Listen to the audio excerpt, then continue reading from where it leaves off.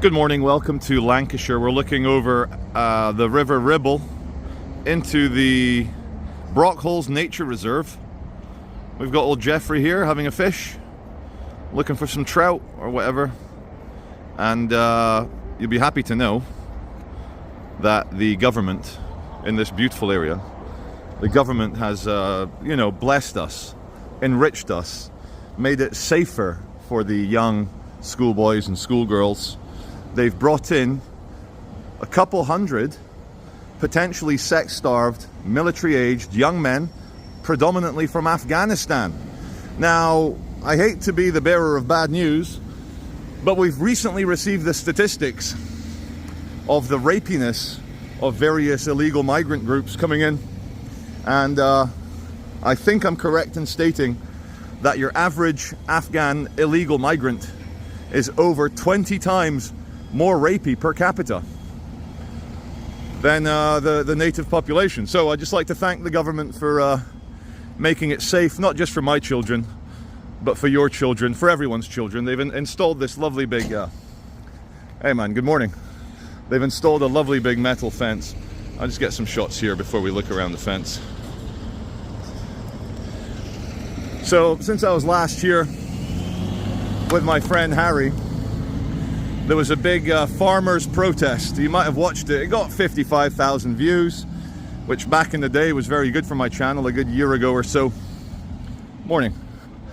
And we're here again, this time not for a farmers protest, but for your humble narrator, Charlie Veitch, to show you the incredible money that the British government is spending in creating barracks. And they are barracks. Fortified barracks for all the almost, I'd say, 150,000 illegal migrants. That's bigger than the British Army. There are now more angry, sex-starved, illegal, criminal migrants, or immigrants if you prefer, in the UK than there are members of the armed forces. Now, if you ask me, go ahead, ask me, Charlie, what are the potential danger points for housing military-aged men in paid for by the taxpayer military barracks, 4-star military barracks in the UK? Well, I'll tell you.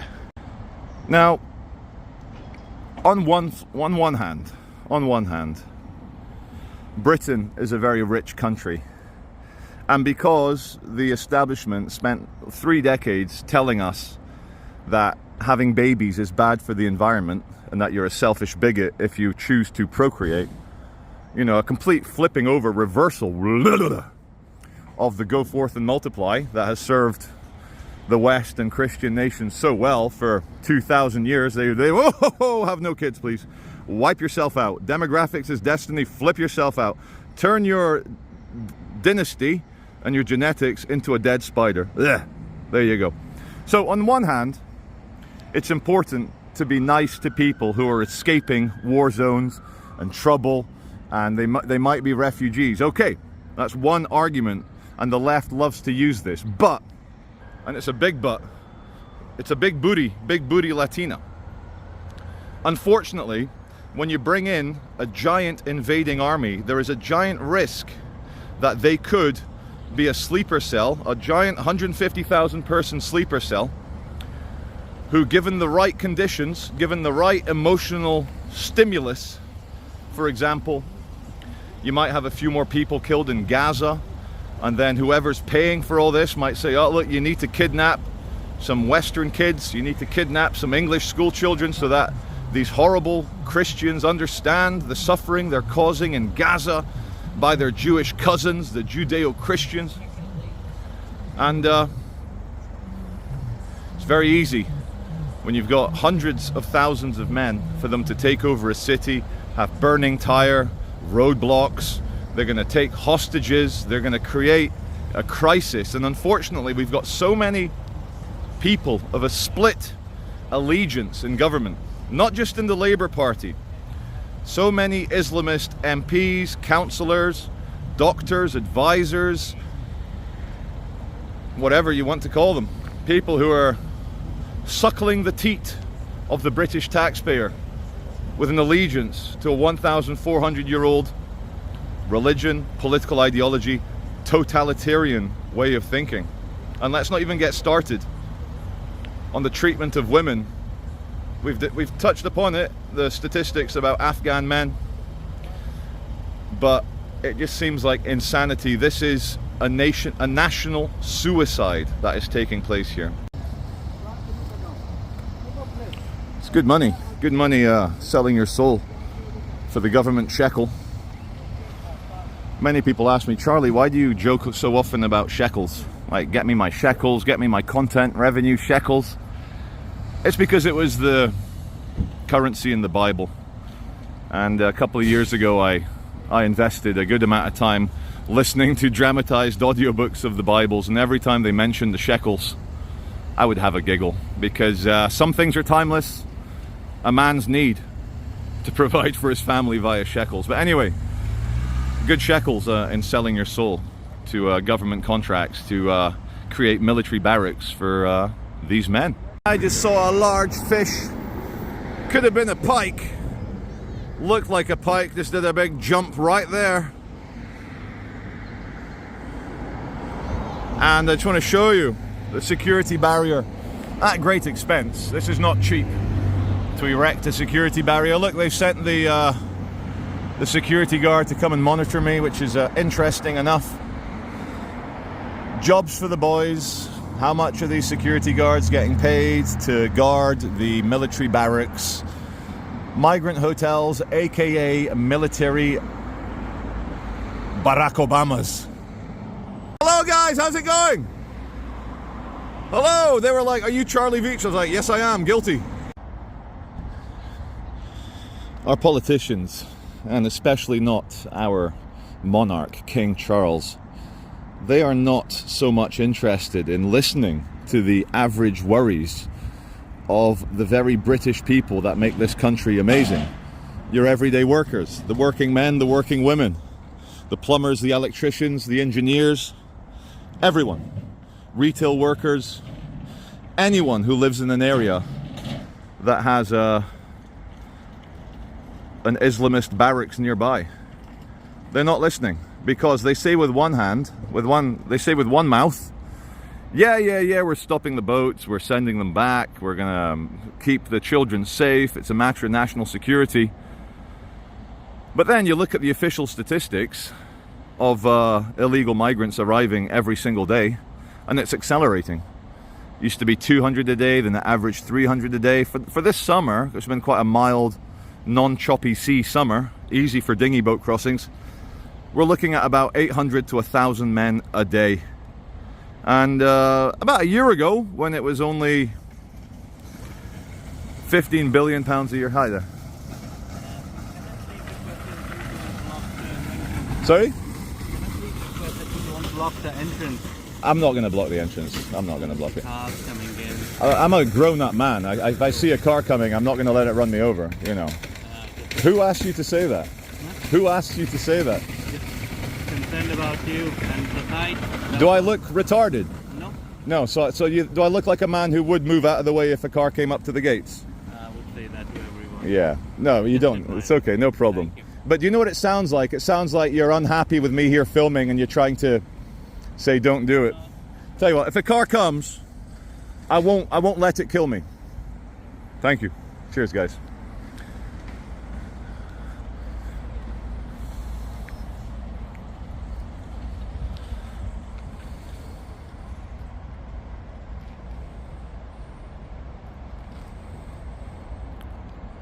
The terrible traitorness of the people that own these hotels. Hello, mate. Hello. Property. Sorry? It's a private property. You're free to call the police. You're free to call the police if you want. I need to do this. Okay. It's a civil matter if I'm on private property or public matter. It's not a criminal issue.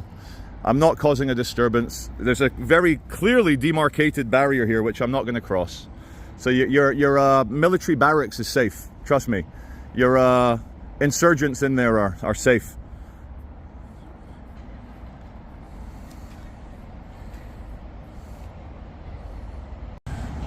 Hey man, you okay? Jaguar man's telling me not to film. Sorry bro, this is public interest. Now we've got hello mate, how are you? Sorry? Yes, I will, sir. I will, sir. No, I'm a Northwest ambulance driver. Ambulance driver, good on you, dude. Yeah, nothing No. to do with it. So I'm just taking someone to a thing. Hey, you get some money from it, mate. It's all good. It's okay. It's good money. Good money. Good money. Good money. There's plenty of money in the pie, you know, government money to, you know, bring in these men. Now, whoa, go watch my head here. What do the men in the barracks do when they need some relief? You know, they're not here with their wives or girlfriends. So what do they do? Like, if they're escaping persecution, why did they leave their women behind? It's not very gentlemanly. If you're truly escaping a war-torn country, you don't leave your wife and kids behind. But to tell you what, it's all right, mate. You can call me Baldy. It's all right. I've got testosterone. Little English traitors in the English traitors having a go at the Baldy for covering this. There is one reason why young men wouldn't bring their wives and children along on a invading ride to Europe, and that is if they're here for war, to take over for a violent sectarian civil war where, in their minds, Islam will dominate those stupid, weak Christians who have lost all their balls, all their ovaries. From an Islamist point of view, you look at the West, we don't even let children know what gender they are. We promote transgenderism and chemical castration as if it were healthcare. And then you've got strong-backed, strong ideology, you know, Islam will dominate, and no wonder. Who's telling them? I don't know. They're PR agents. They're telling them, just hold on, stay calm for a bit. But the question, where are the wife and kids? The answer is they are safe at home in Afghanistan, in Libya, in Algeria, in Pakistan, in Iraq, in Iran. They're safe at home because these men, they may be here for warfare. This gentleman here in the very sexy former Royal Mail van, he's a viewer and a fan. That even rhymes. Royal Mail van, he's a viewer and a fan. And he's here delivering lawnmowers to the people. I've just been onto the Office for National Statistics. I thought I'll get you guys some cold hard facts. How many illegal young men arrived in Britain by boat last week? And the answer is 643 military-aged men arrived by boat. Now that is enough for a full army battalion. And that's a poor week. Some days you've got over 1,000 people arriving. But we had a bit of bad weather the last few days, so that's it's funny how Mother Nature is a better defender of Great Britain than either the Labour Party or King Charles. Thank you, Mother Nature, for doing what you can. This is my final clip from here at the Tickled Trout, just outside Preston on the A59.